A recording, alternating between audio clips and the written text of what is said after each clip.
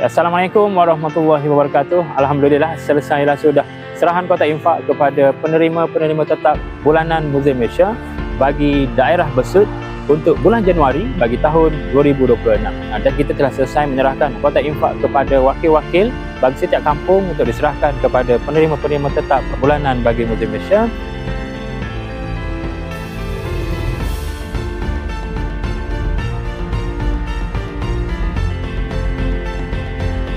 Alhamdulillah, syukur Alhamdulillah kepada Allah SWT. Ini di permulaan tahun baru saya bersama dengan Muslim Malaysia. Kali ini kita sumbangan yang biasa diberikan oleh pihak Muslim. Saya mengucapkan berbanyak-banyak terima kasih kepada semua penyumbang. Jazakallah. Terima kasih.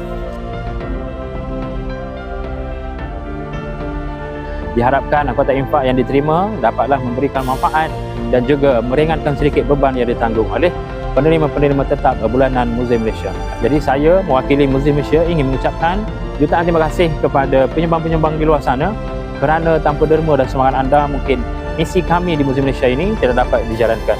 Jadi teruskanlah menyumbang kerana sumbangan anda mampu meringankan beban asnaf-asnaf yang memerlukan di luar sana. Janji Allah kepada hamba-Nya di dalam surah Ar-Rahman ayat ke-60, Hal jaza'ul ihsani ilal ihsan. Tidak ada balasan kebaikan melainkan kebaikan juga. Jadi sekian sahaja daripada saya untuk serahan kotak infak Muzeum Malaysia bagi daerah Besut. Assalamualaikum dan terima kasih.